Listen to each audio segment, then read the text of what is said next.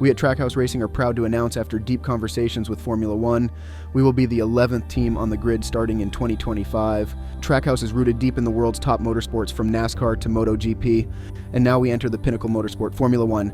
We have achieved success with a non-traditional route, and we will do no different here. From incredible stories of having Kimi Räikkönen behind the wheel of our cars, Shane Van Gisbergen winning in Chicago, Ross Chastain's viral video game move, our brand has made many stories in history and will do the same in Formula One. We can't wait to see you on the track next year, and we will show what an American team can accomplish in F1. This is Trackhouse.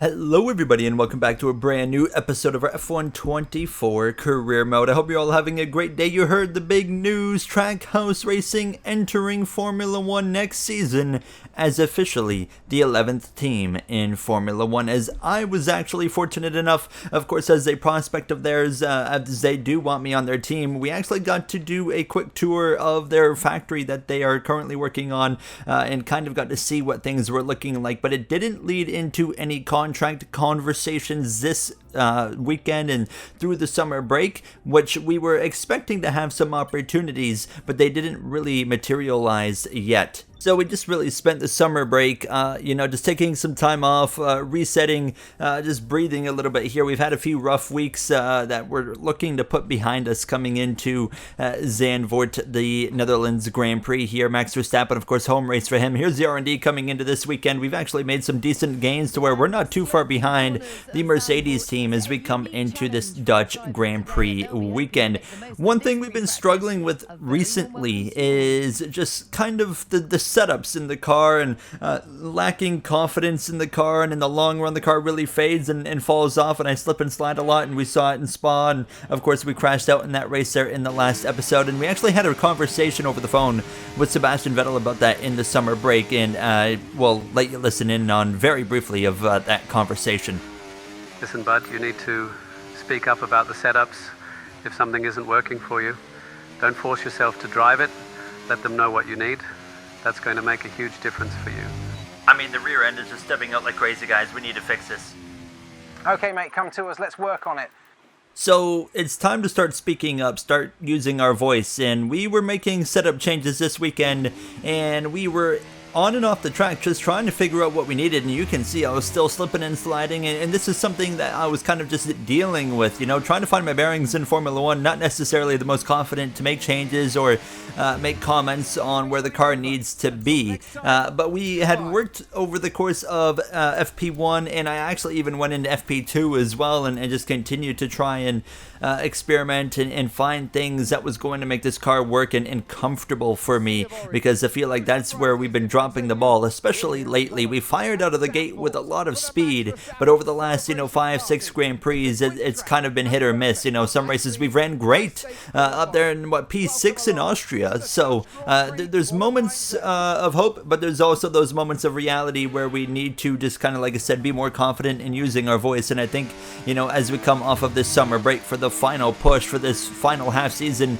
in my rookie campaign here in Formula One, we now need to use that voice and get that comfortability here now. But we come through into qualifying Saturday afternoon. Q3, not necessarily the expectation this weekend here. I think P11, P12 area is kind of where I think we will be, but we actually go P7 in Q1 compared to my teammate of Albon, who's down in 15th place. Just barely gets through over Hulkenberg and Magnussen, Ocon, Bottas, and Joe all out here in Q number 1. Q2, we go P10 in our first lap, and we were only quicker than Albon, so both of us were down to 14th and 15th at the tail end of the session, both looking for more speed, trying to get the two Williams into the top 10. You see the engine icon on the right side there. That's our gearbox. That's a bit worn, but we're going to deal with it this weekend, as I have a big slip there, and that would ruin our lap. We would still find a gain, but obviously we gave up well over a tenth of a second, so we commit to a third lap this session, second lap on this same set of tires, and we didn't find any gains right until the end of the lap when we go through that same spot that we made that error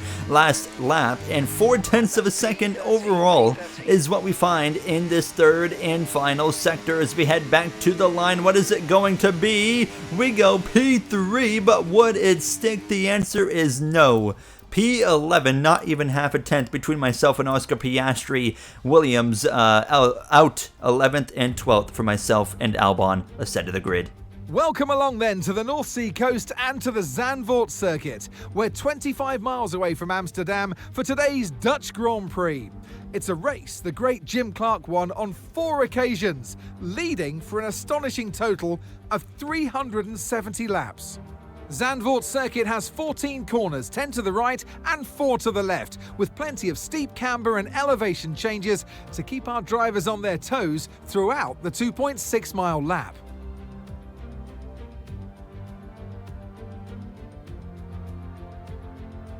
Let's run you through the driver grid order for today's exciting race. Max Verstappen put in a fantastic lap yesterday and he'll start from pole position. And it's Charles Leclerc in P2. Looking down the rest of the grid, we have Fernando Alonso, Norris, Sainz, Perez, Oscar Piastri, Russell, Hamilton, Stroll, Golden Boy, Albon, Tsunoda, Gasly, Ricciardo, Hülkenberg, Magnussen, Ocon, Bottas, and Zhou Guanyu. Now it's almost time for lights out, so let's go down to the track. And alongside me for this afternoon's commentary, Naomi Schiff. Good afternoon, Nose. I know what we've got to do before the start of today's race, but what about our driver? What do the final hours look like for them? Well, every driver certainly has their own way of preparing themselves before a race. But I can tell you that pre-race rituals are a real thing. When I was in go-karting, I used to touch every wheel in a specific sequence before I got into the kart. And then I stepped up to cars and had a specific set of fireproof base layers just for race day. So watch the drivers when they're on the grid. Some may be sitting on the floor and isolating, others may be up to other things that they do. But these little things really help their minds get ready for the race. Not an easy circuit here in Zandvoort. A lot of high speed, especially in Sector 2. Strategy today, it is actually a one-stop, so soft to mediums is what we're going to be aiming for. Soft to hards is an option. I'm not sure who we're necessarily going to see try that. Will anyone try the medium compound? Let's find out and get the formation lap underway. Here we go then, the formation lap gets underway and the excitement here is building as we near ever closer to the start of the race. Which team will come out on top? Who's got their strategies right for today's race? Well, we'll soon find out. Sergio Perez, the only driver electing to start on the medium compound tire. Everybody else on the softs, as you see. Of course, 2 pairs of orange cars in the field this weekend with Red Bull as well. As the cars come back towards the grid to line up for the start of the race, each driver will be wanting to get the best start they possibly can. And they'll be hoping to finish today's race on the podium, and failing that, within the points. Right, guys, of course, the last few races haven't gone well, but big season break there. Let's turn things around. You've got this, mate. Let's stand on business today. So, rolling up to the grid, it's a home Grand Prix for Max Verstappen, and Red Bull brings a special Dutch GP-inspired livery. Link down below in the description if you want to get that and you play on PC. An absolutely fantastic-looking car. Can Max Verstappen deliver in front of the home crowd from pole position on his quest for championship number 4? It begins here in the Dutch Grand Prix. We're lights out and racing. Verstappen covers off the Ferrari into turn 1. Perez, a lightning quick start on a slower compound tire on the mediums. He gets alongside the McLaren of Lando Norris as he tries to move through into P3. Charles Leclerc manages second place through the banked curve, NASCAR style corner here. Now they go around there side by side, and Norris through maintains P3. Carlos Sainz going at it with Fernando Alonso here as we head full speed into this high speed part of the circuit here, Sector 2, and my goodness, Alonso nearly comes together with Lewis Hamilton, keeps it pinned around the outside as Hamilton backs out of it now, and he settles in front of Piastri and myself as well. You look a little bit further down the order, you see our teammate of Alex Albon, and at the very back there is a pair of Saubers of Bottas as well as Zhou Guanyu, but it's all Max Verstappen out in front here early on. For myself, I mean, we qualified, started P11, but we actually got up into the 9th position, so in just a moment we'll take a look at the replay of how we gained those track positions. But yeah, I mean, it's not been a common thing for me to gain many positions this season on starts in the Grand Prix, so quite happy and satisfied to actually gain something on this opening lap here now as we settle in P9. This is on the new patch, by the way, where it's supposed to separate the AI more, and I'll talk about that more in just a moment here, but you see the start, we were briefly 3 wide, we lunge it right to the back of Hamilton, a bit of oversteer there on that corner entry, locking up the rears just a tad bit. We're alongside George Russell, and we would just go around the outside here towards the banked corner, and that would really be all it took to gain 2 positions, and up into P9 we would go over George Russell. So now coming to start lap number 3 at this point, and here's Charles Leclerc using the DRS to get alongside Max Verstappen right off the bat, trying to dethrone the Dutchman at home. Charles Leclerc to the point as he continues to seek his first win of the season with Ferrari now. Of course, Ferrari does have 1 win under their belt with Carlos Sainz. Leclerc has not quite been able to get the job done so far. We were settled into P9 here now, and we kind of are in that DRS train situation at this point now, as Verstappen is going to engage in this back and forth battle for the lead, but it was short-lived because Leclerc has a very brief lock up there on the front tires. So the new patch was supposed to basically, it made ERS changes in the way the AI used them to create more gaps, and it works to an extent, but not to the extent that it should. And I know it's still being worked on. I got confirmation that this is not still the final AI we're going to get. It's still being worked on, but I definitely want to see more separation between the AI because we still see the training effect here now. And you can see Charles Leclerc again going for the lead. Verstappen now locks up though in turn 1. He goes wide, jumps into 3rd. Lando Norris through into 2nd place, and the Dutchman starting to have signs of choking at home here as we continue in the 9th position, and overall pretty happy with where we are. We've gotten the car where it needs to be through practice and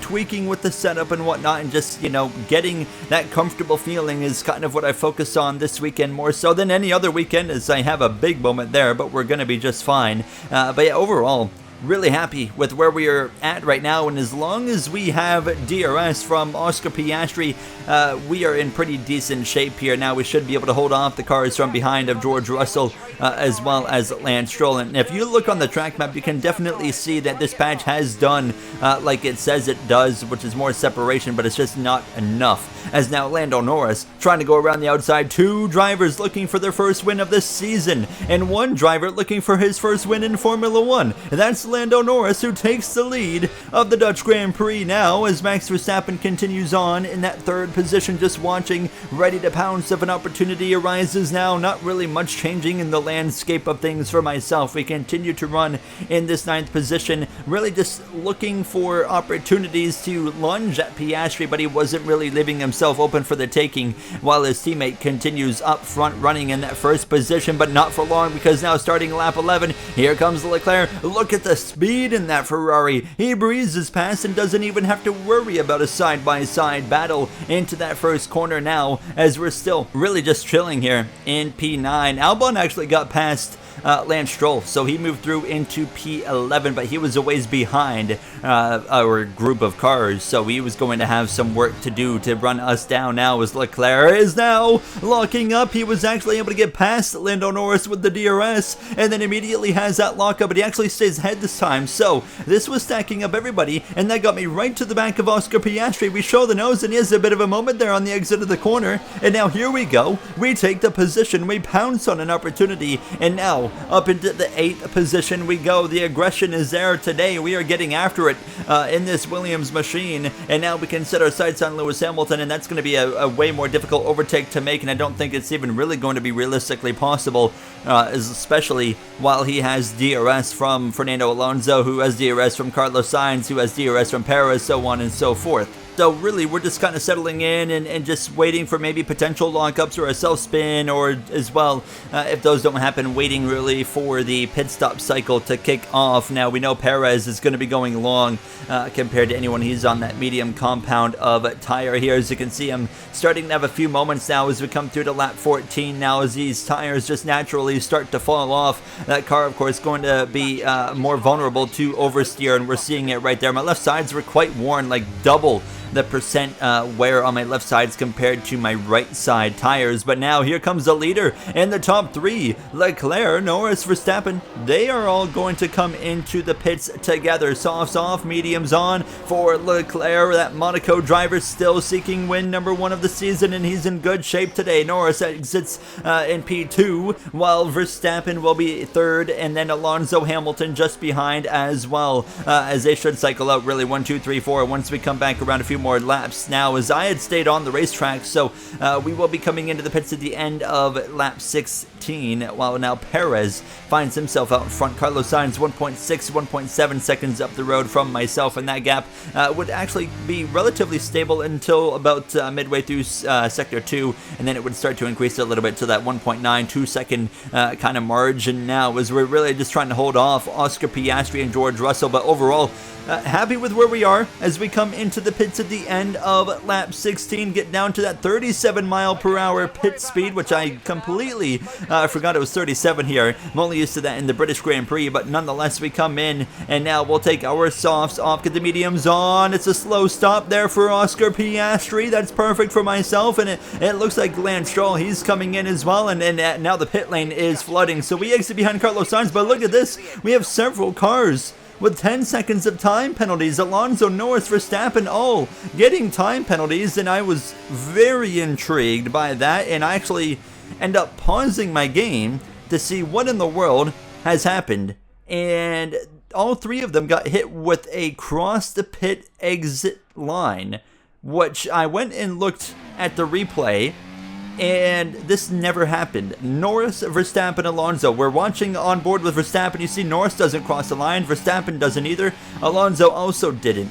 So I believe we just saw a bug here in F1 24, and I don't even know how that would occur. But nonetheless, Max Verstappen, Lando Norris, and Fernando Alonso all just got hit with a 10-second time penalty that they're not going to be able to get rid of, as we have now cycled through somehow into P7 after the pit cycle was complete. Sergio Perez is still out in front, but suddenly we got to keep in mind as well, Hamilton is behind us, but he's coming up on us now at the end of lap 18. But we got to keep in mind, as now Perez is exiting the pits, he's made his pit stop, we have a chance to maybe gain 1 or 2 extra positions at the end of this Grand Prix, depending on the gap that Verstappen has to us, Alonso and Norris as well. To say I'm confused about that situation is an understatement, but what appears to be a bug in the game has quickly turned opportunity for myself now, as we come through towards lap 20 at this point now, and a battle for second. Verstappen under pressure from Norris, and he goes off circuit completely, and now Perez, Hamilton, myself, we all slip through on the inside, and with that 10-second penalty, that's going to make it a very difficult ending to Verstappen's day. 2 lockups, but the second one being the most significant now, and that completely fumbles his race, and his chances of winning at home are ruined here now. And if he continues down in this kind of area, Leclerc winning this race potentially could gain him a lot of points on Verstappen and still keep that championship battle at least alive in some form, as we watch this battle between Perez and Hamilton wheel to wheel. Not what you want to see on your nose right now, but Perez on that hard compound tire compared to Hamilton's on the medium compound like everybody else. But Perez now slips back. We go for a move. He showed himself vulnerable there, and we take the opportunity alongside into the long sweeping downhill right-hander. We keep it pinned and through into P6. What a move, mate. Great stuff. Not playing around today, boys.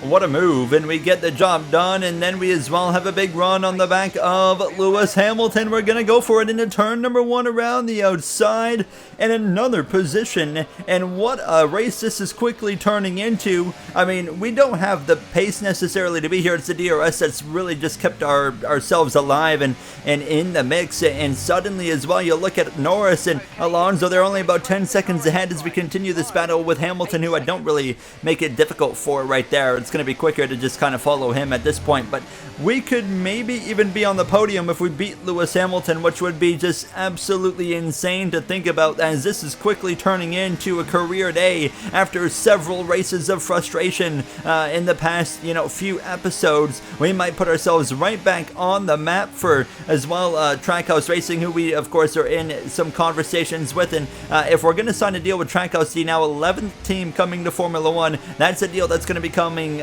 soon, as we'll have some more talk about that as we go through the grid here, as Charles Leclerc leads with 10 laps to go. Charles Leclerc returns from the summer break in top fashion, leading with 10 laps to go and with a 2-second advantage over his teammate of Carlos Sainz. And keep in mind, Norris, Alonso and Verstappen all have 10-second time penalties for whatever reason. This means Hamilton, Owen and Perez are going to get a huge reward if they can maintain what they are doing. Of course, announced this week was Trackhouse Racing will enter F1 as an 11th team next year. Ted Kravitz, what can you share? Yeah, guys, obviously a bit of a shock given F1 has been so against an 11th team, especially Andretti. What's interesting is Trackhouse will be powered by Cadillac. However, they have not stolen Cadillac from Andretti. I spoke to some members with the brand, and they said this is the first step to getting Andretti Cadillac on the grid in the future. I'm not sure how Justin Marks did it, but obviously they convinced F1 to let them in somehow. Either way, they have confirmed a bit of a delay in driver contracts, as they had hoped to announce their lineup with the reveal. This will now come at a later date. Thanks, Ted. Lots more to be revealed from this new team in the coming weeks. That will mark 2 new teams next year. As we already know, Audi will step up a year early for Sauber.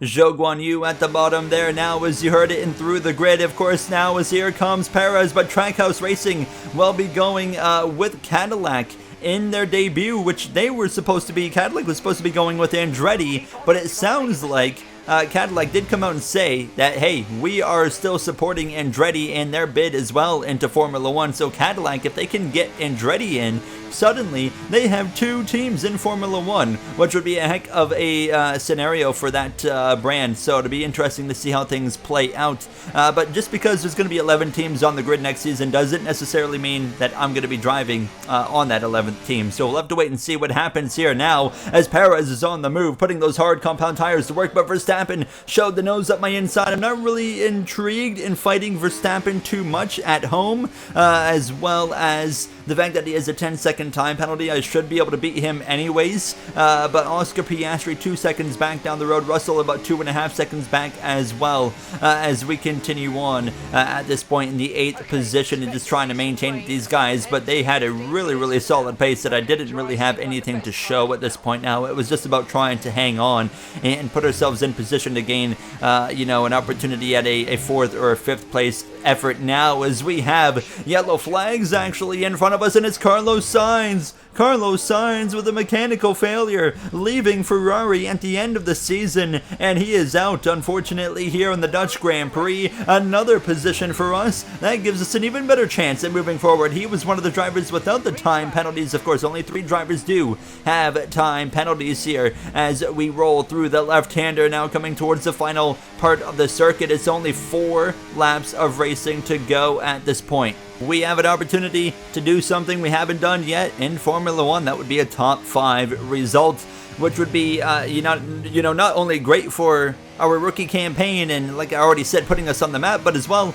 extending our points gap to our teammate of Alex Albon, who's currently not even in a point scoring position, as we are just really bringing it home at this point. I don't have enough pace to be able to go run down and pass Max Verstappen, but I have enough pace to maintain with the DRS, and that's what I'm noticing is where the trains still kind of occur, is the DRS. So the AI, they kind of try to spread out the gap between each other, but then the DRS is just so strong in this game that they're able to reel the car in front of them back in before they actually fall out of that DRS range. So it's just a back and forth kind of seesaw, and that allows them to kind of stay together. If you look on the track map, you see little small groups of cars here, but nonetheless, Final lap underway, and you can see Hamilton alongside Perez looking for the move, but it's not going to happen now, as it's been a quite disastrous day for the homeboy of Max Verstappen. Of course, with the Dutch GP livery special, it's not gone the way he wants, and now his championship lead is going to take a hit, because it's Charles Leclerc who's been waiting for this moment with Ferrari all season long. We've been questioning,